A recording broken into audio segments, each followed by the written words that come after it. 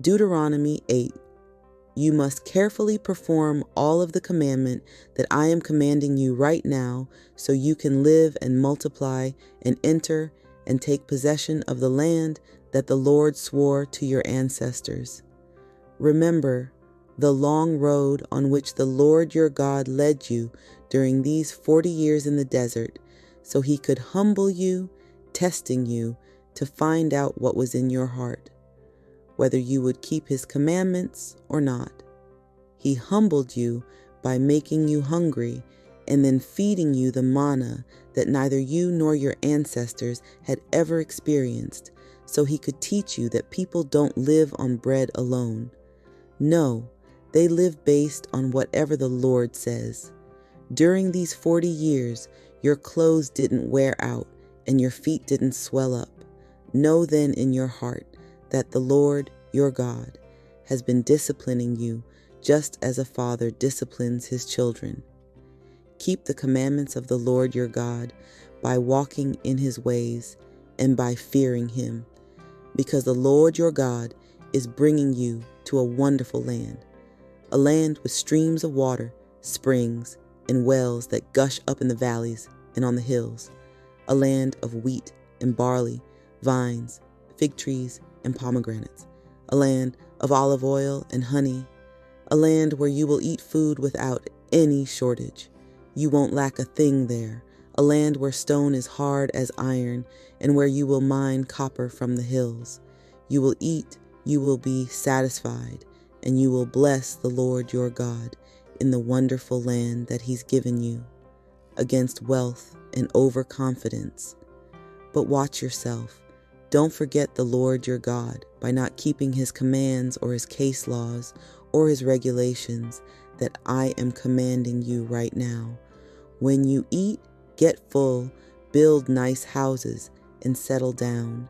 And when your herds and your flocks are growing large, your silver and gold are multiplying, and everything you have is thriving, don't become arrogant, forgetting the Lord your God, the one who rescued you from Egypt, from the house of slavery, the one who led you through this vast and terrifying desert of poisonous snakes and scorpions, of cracked ground with no water, the one who made water flow for you out of a hard rock, the one who fed you manna in the wilderness, which your ancestors had never experienced, in order to humble and test you, but in order to do good to you in the end. Don't think to yourself, my own strength and abilities have produced all this prosperity for me. Remember the Lord your God. He's the one who gives you the strength to be prosperous in order to establish the covenant he made with your ancestors, and that's how things stand right now. But if you do, in fact, forget the Lord your God and follow other gods, serving and bowing down to them, I swear to you right now that you will be completely destroyed, just like the nations that the Lord is destroying before you. That's exactly how you will be destroyed, all because you didn't obey the Lord your God's voice. Deuteronomy 9, against false piety and immodesty. Listen, Israel, today you will cross the Jordan River to enter and take possession of nations larger and more powerful than you, along with huge cities with fortifications that reach to the sky. These people are large and tall. They are the Anakim. You know and have heard what people say, who can stand up to the Anakim? Know right now that the Lord your God, who is crossing over before you, is an all-consuming fire. He will wipe them out. He will subdue them before you. Then you will take possession of their land, eliminating them quickly, exactly as the Lord told you. Once the Lord your God has driven them out before you, don't think to yourself, it's because I'm righteous that the Lord brought me in to possess this land. It is, instead, because of these nations' wickedness that the Lord is removing them before you. You aren't entering and taking possession of their land because you are righteous or because your heart is especially virtuous. Rather, it is because these nations are wicked. That's why the Lord, your God, is removing them before you, and because he wishes to establish the promise he made to your ancestors, to Abraham, Isaac, and Jacob. Gilcaf. Know then that the Lord your God isn't giving you this excellent land for you to possess on account of your righteousness, because you are a stubborn people. Remember, don't ever forget how you made the Lord your God furious in the wilderness, from the very first day you stepped out of Egypt until you arrived at this place. You have been rebels against the Lord. Even at Horeb you angered the Lord. He was so enraged by you that he threatened to wipe you out. When I went up on the mountain to get the stone tablets, the covenant tablets that the Lord made with you, I was up there 40 days and 40 nights. I ate no bread, drank no water. The Lord gave me the 2 stone tablets written by God's finger, and on them were all the words that the Lord had said to you on the mountain, out of the very fire itself, on the day we assembled. At the end of those 40 days and nights, the Lord gave me the 2 stone tablets, the covenant tablets. Then the Lord said to me, "Get going. Get down from here quickly, because your people, whom you brought out of Egypt, have ruined everything. They couldn't wait to turn from the path I commanded them. They've made themselves an idol out of cast metal." The Lord said more to me, "I have seen this people. Look, what a stubborn people they are. Now stand back. I am going to wipe them out. I will erase their name from under heaven. Then I will make a nation out of you, one stronger and larger than they were." So I went down the mountain while it was blazing with fire. The 2 covenant tablets were in my 2 hands. It was then that I saw how you sinned against the Lord your God. You made yourselves a calf, an idol made of cast metal. You couldn't wait to turn from the path the Lord commanded you. I grabbed the 2 tablets and threw them down with my own hands, shattering them while you watched. Then I fell before the Lord as I had done the previous 40 days and 40 nights. I ate no bread and drank no water, all because of the sin that you had committed by doing such evil in the Lord's sight, infuriating him. I was afraid of the massive anger and rage the Lord had for you. He was going to wipe you out.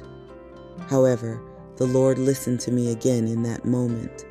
But the Lord was furious with Aaron. He was going to wipe him out. So I also prayed hard for Aaron at that time. And as for that sinful thing you made, that calf, I took it and I burned it with fire. Then I smashed it, grinding it thoroughly until it was as fine as dust. Then I dumped the dust into the stream that ran down the mountain. Also at Taberah, again at Mesa, and then again at Kibroth Hattaavah, you have been the kind of people who make the Lord angry. And then, when the Lord sent you from Kadesh Barnea, telling you, "Go up and take possession of the land that I'm giving you," you disobeyed the Lord your God's command. You didn't trust him. You didn't obey God's voice. You've been rebellious toward the Lord from the day I met you. Moses' intercessory prayer. But I fell on my knees in the Lord's presence 40 days and 40 nights, lying flat out, because the Lord planned on wiping you out. But I prayed to the Lord. I said, "Lord, my Lord, don't destroy your people, your own possession, whom you saved by your own power, whom you brought out of Egypt with a strong hand. Remember your servants, Abraham, Isaac, and Jacob. Don't focus on this people's stubbornness, wickedness, and sin.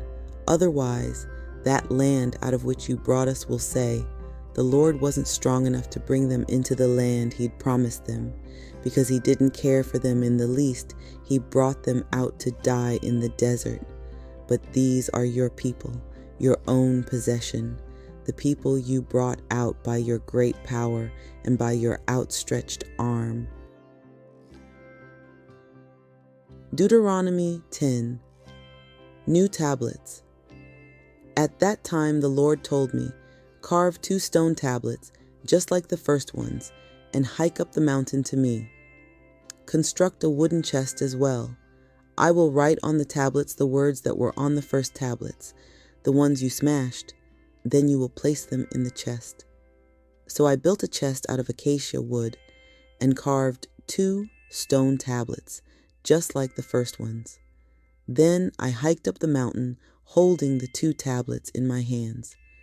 God wrote on the new tablets what had been written on the first set, the 10 commandments that the Lord spoke to you on the mountain, from the very fire itself on the day we assembled there. Then the Lord gave them to me. So I came back down the mountain. I put the tablets in the chest that I'd made, and that's where they are now, exactly as the Lord commanded me. Now, the Israelites had set out from Beeroth Bene-Jaakan to Moserah. It was there that Aaron died and was buried. His son Eleazar succeeded him in the priestly role. From there, the Israelites traveled to Gudgodah, then from Gudgodah to Yotbathah, which is a land with flowing streams. At that time, the Lord selected the tribe of Levi to carry the chest containing the Lord's covenant, to minister before the Lord, to serve him, and to offer blessings in his name. That's the way things are right now. That's why the Levites don't have a stake or inheritance with the rest of their relatives. The Lord is the Levites' inheritance, just as the Lord your God promised them. Just as the first time, I remained on the mountain 40 days and nights. And the Lord listened to me again in this instance. The Lord wasn't willing to destroy you. Then the Lord told me, get going, lead the people so they can enter and take possession of the land that I promised I'd give to their ancestors. What the Lord requires. Now in light of all that, Israel, what does the Lord your God ask of you? Only this, to revere the Lord your God by walking in all his ways, by loving him, by serving the Lord your God with all your heart and being, and by keeping the Lord's commandments and his regulations that I'm commanding you right now. It's for your own good. Clearly, the Lord owns the sky, the highest heavens, the earth, and everything in it. But the Lord adored your ancestors, loving them and choosing the descendants that followed them, you, from all other people. That's how things still stand now. So circumcise your hearts and stop being so stubborn, because the Lord your God is the God of all gods and Lord of all lords, the great, mighty, and awesome God who doesn't play favorites and doesn't take bribes. He enacts justice for orphans and widows, and he loves immigrants, giving them food and clothing. That means you must also love immigrants, because you were immigrants in Egypt. Revere the Lord your God, serve him, cling to him, swear by his name alone. He is your praise, and he is your God, the one who performed these great and awesome acts that you witnessed with your very own eyes. Your ancestors went down to Egypt with a total of 70 people, but now look, the Lord your God has made you as numerous as the stars in the nighttime sky.